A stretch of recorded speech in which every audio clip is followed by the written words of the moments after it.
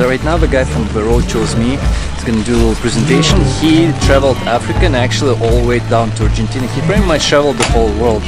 He's been running Instagram all these years, but apparently he put up his videos on YouTube as well, so you can check him out.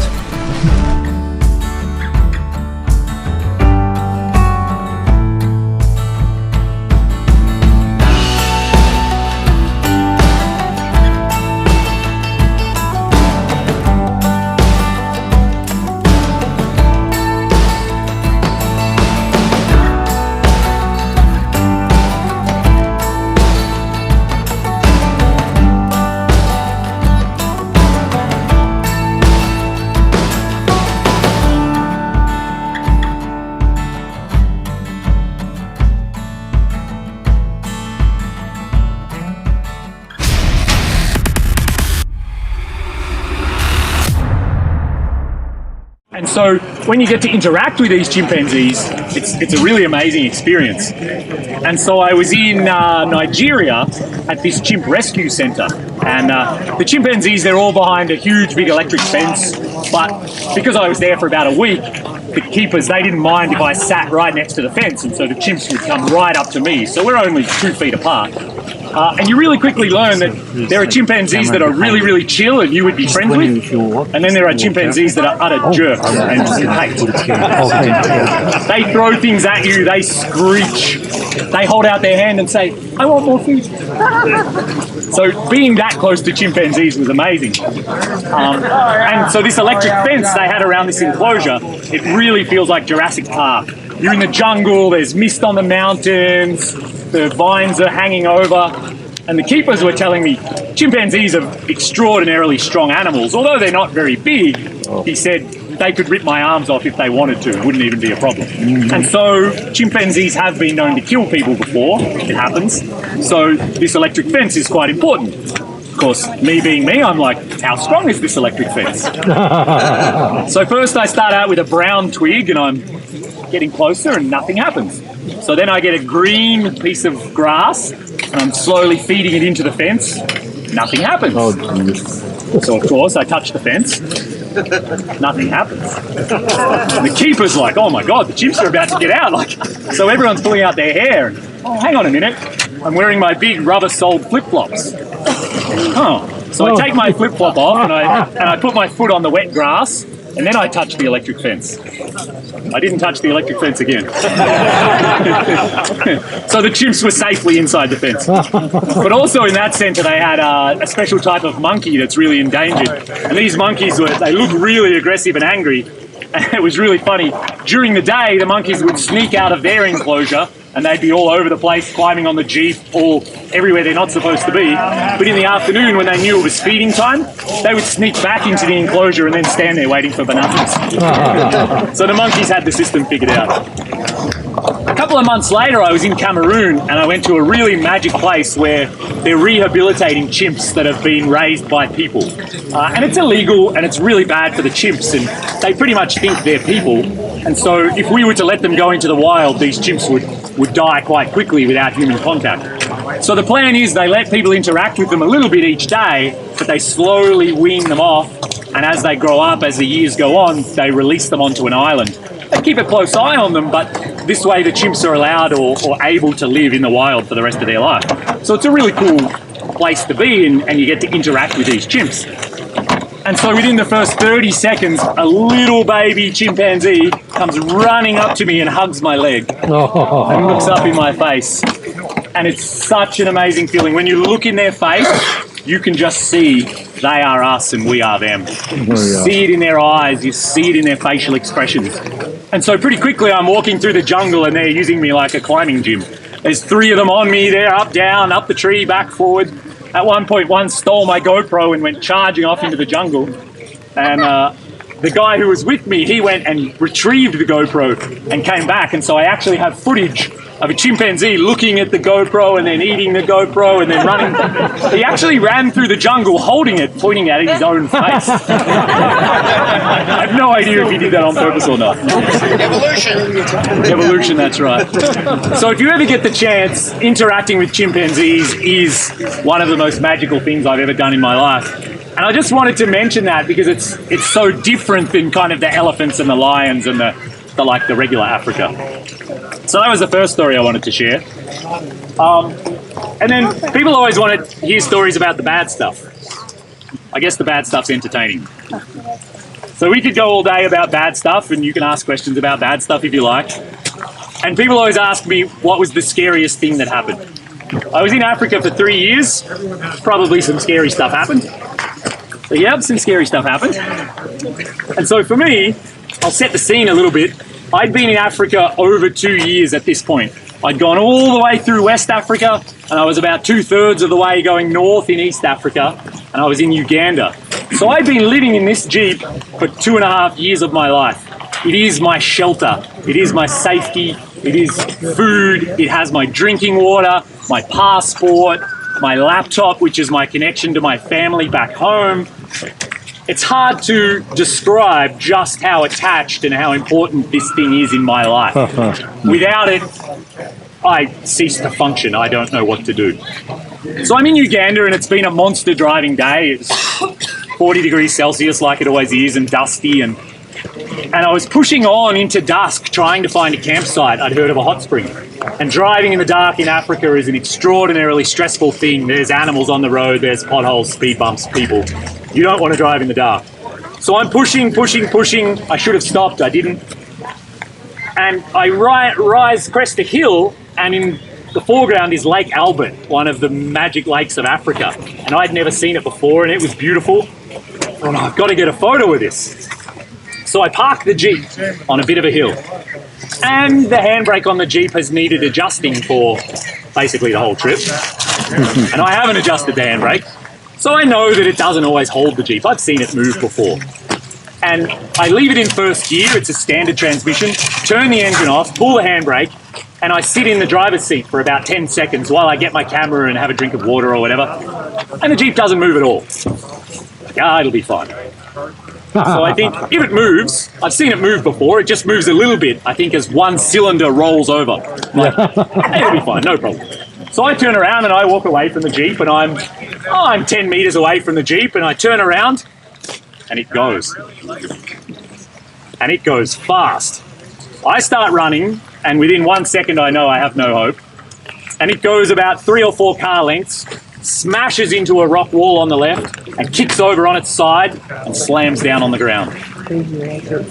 I am 50 kilometers from the nearest town, 50 kilometers from the nearest vehicle. I haven't seen a person in hours, and 3,000 kilograms is now utterly useless. All by myself, don't speak the language, utter and complete fail. To say that I was terrified would be the biggest understatement I could make.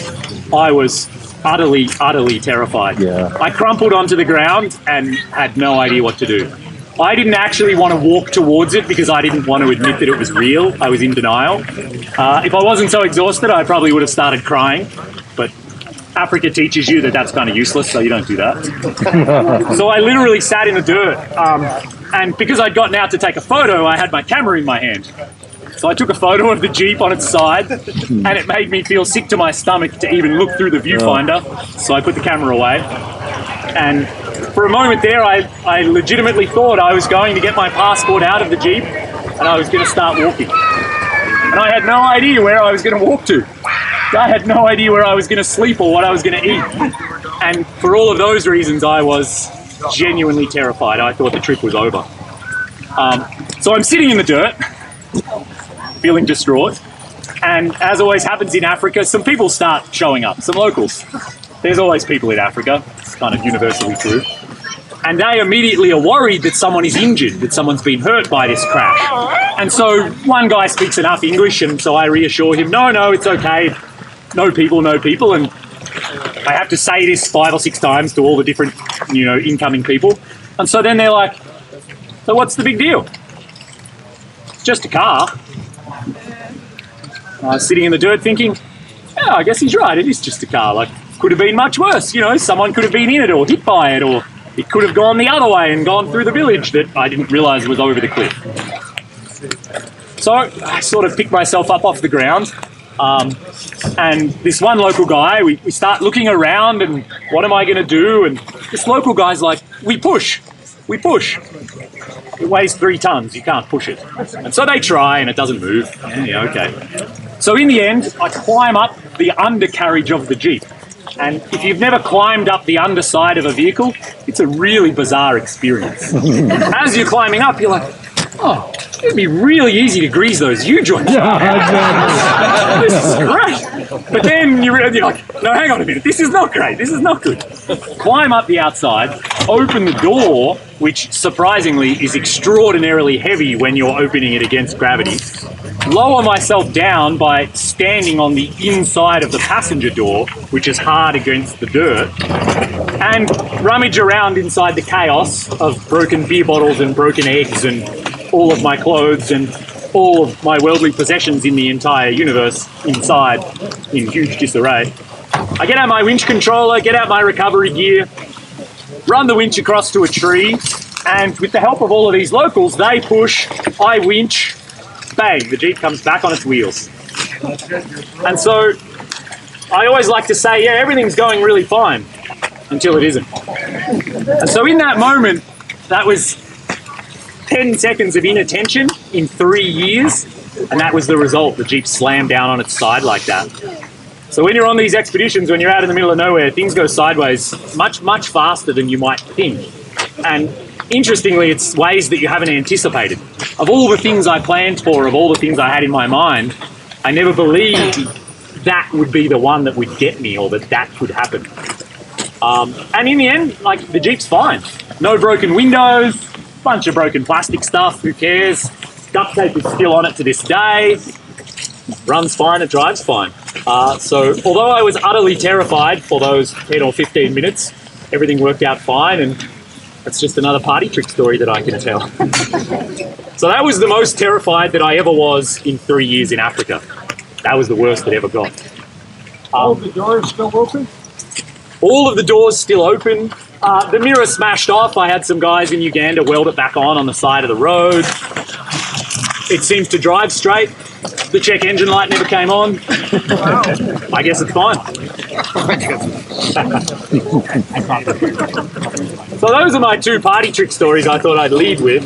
And now I might open it up if anyone has sort of a topic or a question. Yep. What it cost you for shipping both ways? Where'd you go ship to and from? Yeah, so shipping a vehicle, my number 1 criteria is it has to fit inside a 20-foot shipping container. If it doesn't, I don't want to own it. It's too expensive to ship. The trick to that is, don't look at how high the container is, look at how high the door of the container is. It's got to fit through the door. The door of a container is 79 inches high. Sorry, I don't know it in metric. That thing is 76 inches high as it sits. Drive it into a shipping container, they seal the doors, they ocean freight it, get to the other end, drive it out. It's actually really easy. And right now I'd say it's about $3,000 from essentially anywhere you want to go in the world to anywhere you want to go in the world.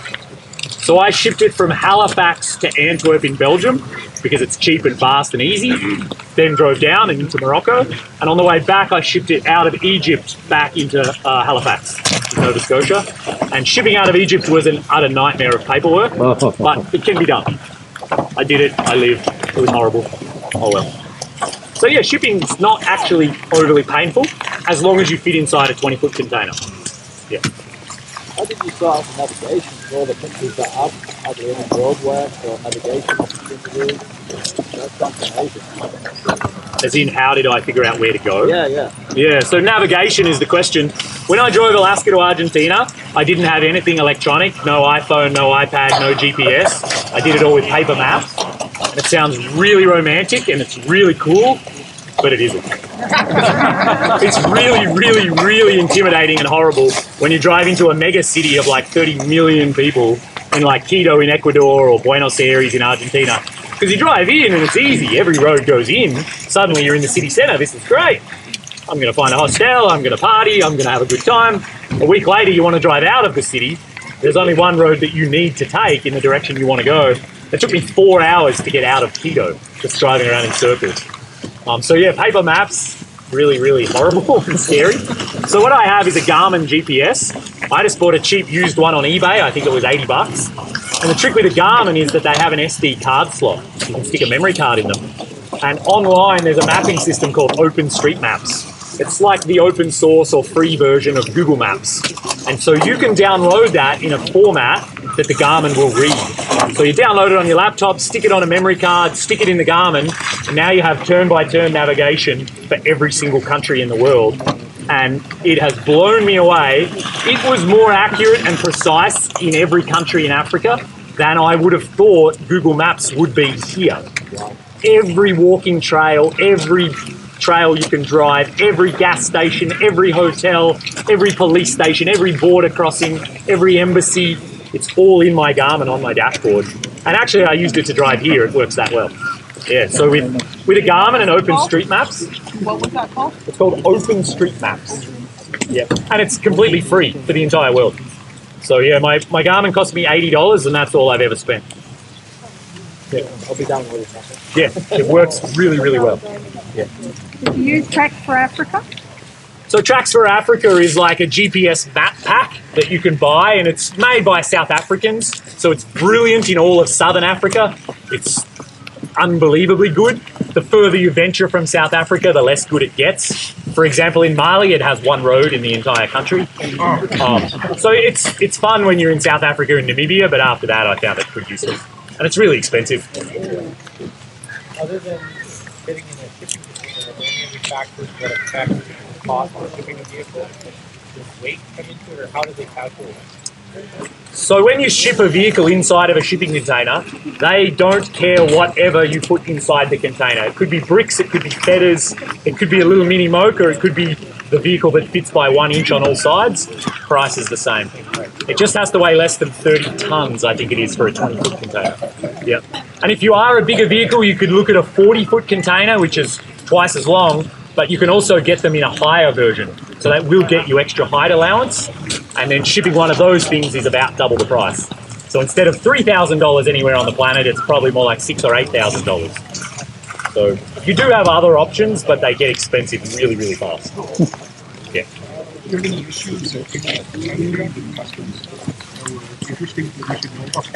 Issues with customs in any country was the question? Nope. I mean, it's kind of hard to imagine when you're standing here that you get to the border between like Nigeria and Cameroon. You're in the middle of absolutely nowhere. The immigration guy says to me he's been working there for 3 years and he's never seen a foreigner in his whole life. But they are professional. It's his job. He's immigration. He's like, absolutely, come this way. Stamps my passport, introduces me to the customs guy. The customs guy wrote me out a temporary import permit. I think I paid about $6 for it in Cameroon from memory. They're like, there you go. You can have a month in our country. Have fun. Bye. And that was, for me, that was the story of the Americas and Africa. Yeah, it's actually much easier and more organized than you think. And people have horror stories about the borders taking forever. Who cares how long the border takes? Show up at 10 o'clock in the morning, make sure you've got some cold water and something for lunch, and just enjoy it while you're there. There'll be someone selling street food, you can have lunch, then you can have more cold water, make a cup of tea and hand it out to all the immigration guys. Then they're your best friends and they'll hurry up and stamp your passport. If you show up expecting it to take an hour, you might get upset. Show up expecting it to take 10 hours, then when it takes 6, you'll be really happy and you'll have a really good day.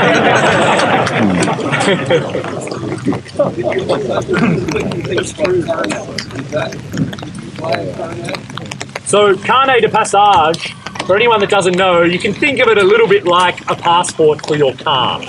And the reason the system is used is because it guarantees that you'll take your car out of whatever country and you won't try to sell it there. Because if you sell it there, you probably haven't paid import taxes, it probably never passed crash safety, it probably is all kinds of weird, has the steering wheel on the wrong side. And so countries don't want you to do that.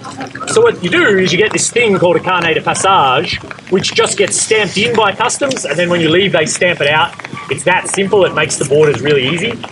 The catch is you have to put down a big deposit to get one. And it's based on the value of your car, and it depends on which countries you're going to, and it depends on where you get it from, and blah, blah, blah. It's quite complicated.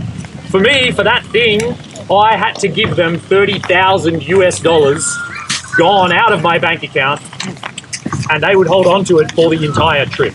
I wouldn't get it back until the car came back.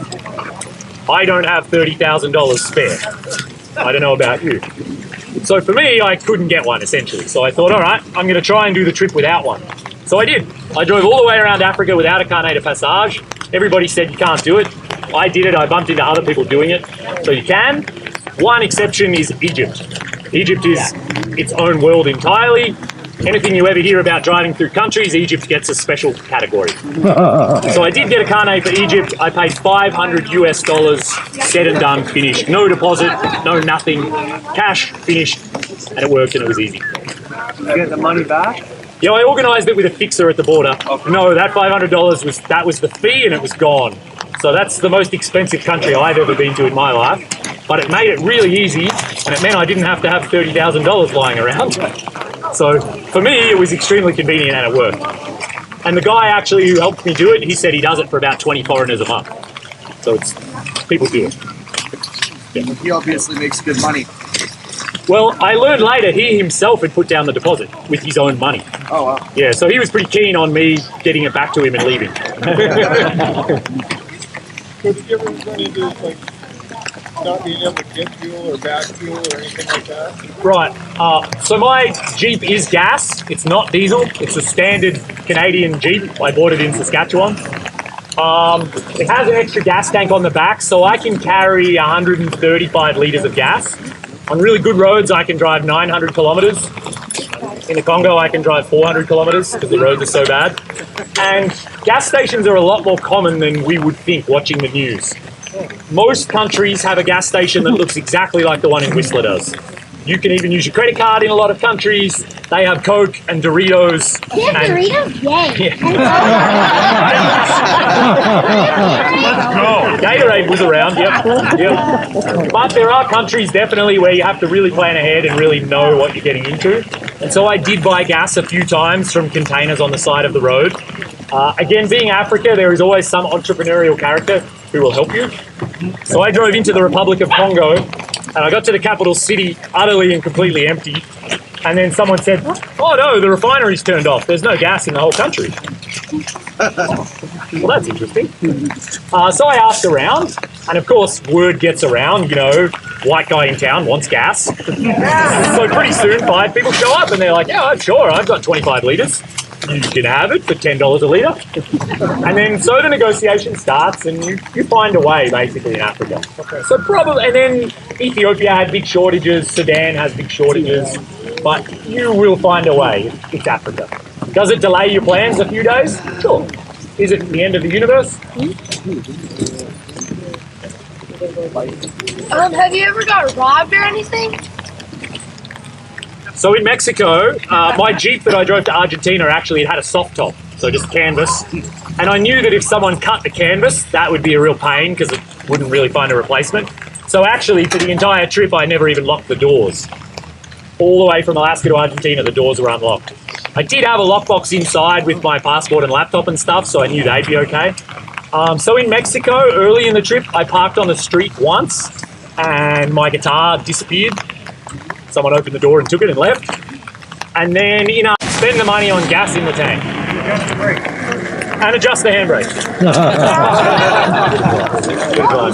Yep. Is there anything you took with you, Dan, that you never used? Is there anything I took with me that I never used? Okay, I just got bigger. Oh, cool. See how loud the mic is? How's that? Is that loud enough? Woo! All right, so is there anything I took with me that I didn't use? I came into this overlanding business from being a backpacker. So when I went to Argentina, I literally had a backpack. That was it. And I learned a lot on that trip, watching other people and seeing Germans with cool vehicles. And so actually, no, I didn't put anything in there that I never used because I spent about 100,000 hours thinking about every single item. So I overthought it and it worked really well. Would I change anything about the vehicle? I would make it lighter if I could. Other than putting helium balloons in there, I don't know how to do that. So no, I wouldn't change anything. It was really, really great for what I wanted. And everything worked perfectly as far as I'm concerned. Yeah. More questions? Anyone? Different topic we haven't covered yet? Anything that you wish you would have brought? Anything I wish I would have brought? Not really, no. I did have a few care packages sent over, like I forgot to bring a knife sharpener. I like cooking with sharp knives, so I had a friend send me a knife sharpener. But major items, no, I had everything I wanted. And Africa too is, you know, there's 1.3 billion people living their lives. They need water bottles. They need ratchets, they need oil for their engine, they need spark plugs, they need everything I could ever want. So I just find it there if I really wanted it. Camping chairs, jackets, you name it. I bought a pair of sunglasses there. Yeah, so I don't think you need to bring the kitchen sink. Just if you really want one, you can buy it when you get there. Did you have to stop when you got sick? Did I have to stop when I got sick? How many people were at the Northwest Overland Rally? How many people have heard this story already? Not many. All right, so really quickly, I did get malaria twice on the trip. The first time was kind of okay, and I thought, cool, you know, I can handle this. There is a cure medication. If you stumble into any pharmacy and say the word malaria, they're going to give it to you, and it really does help. The second time I had malaria in remote Angola, I was utterly floored. I was wearing this down jacket in 40-degree heat, and I was shivering uncontrollably. I was horrible. I did not eat, sleep, walk, talk, drink, or drive for 5 days. And actually, a very large German mechanic had to give me needles in my backside twice a day. Had me questioning my life choices. So malaria was horrible, and yes, I did stop. And a few times also, like stomach bugs, I stopped for a couple of other health things. Yeah. So my advice on a trip like this is don't go into it with a really strict timeline, because that's going to add an unbelievable amount of stress. I understand we have to go back to work, we have lives to get back to, but try to be a little bit flexible. If you think the trip's going to take 6 months, try to find a way to allow 8 months. Because things happen and you want it to be enjoyable, you don't want it to be this huge, big, stressful event. Yeah. How did you find driving through cities? Because I'm sure you had to get a visa in the preceding country, yeah? Yeah, so I'm not a city guy. I usually stayed out of the capitals, except when I had to go in there to get a visa for the next country.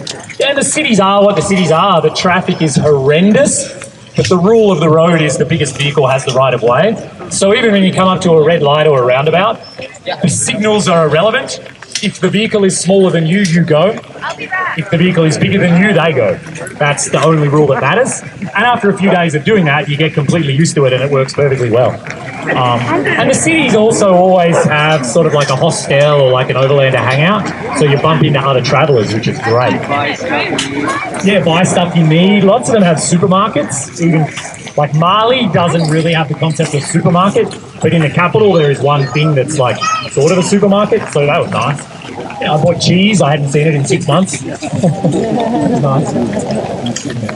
Maybe one more question and then I'll wrap up. I'm kind of running out of time here.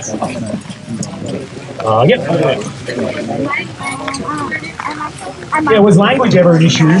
When I set out to drive through Central and South America, it was really a goal of mine to learn Spanish, and so I did. I dedicated myself. I took a week of lessons in El Salvador, and I was studying in the evenings, trying to conjugate verbs, while driving, I was like reciting words to try and get better, and trying to read the numbers on the road signs and read them in Spanish, and count to 1,000 in Spanish. So I did learn Spanish, and it was amazing because then I got to chat to locals. And then so because of that, West Africa mostly is French speaking. And so I did the same thing. I dedicated myself to learning French, and that allowed me to talk to all the locals and have a great time. Southern and Eastern Africa is very much English speaking. It gets you a really long way. And I did meet people who drove all the way around Africa and they only spoke English and they made it work. Yeah. So, yeah, charades and hand gestures go a really long way everywhere in the world. Yeah. So I'm about out of time, everyone. Thanks very much for coming and hosting me. I have written a couple of books about my adventures. So there's a written book called The Road Chose Me, Volume 1. That's about Alaska to Argentina. And I just published a photography book from Africa. I'm here all weekend. My Jeep's set up in the front corner over there. So please do stop by and say hello. You're welcome to look through the books and have a look. What's the name of the book? The photography book is called 999 Days Around Africa. And I have them here with me, so you can come have a look over there. If you have any more questions at all about absolutely anything, please don't hesitate to come over and chat. I really love helping other people get out there. And also I am online, I have a website, YouTube videos, all of these stories I've just told, it's all in video format on YouTube. So if you want to see what it really looks like in the Congo or having chimpanzees climb all over you, I'm TheRoadChoseMe on YouTube. So thanks everyone again for coming. Thanks for having me. Have a good night.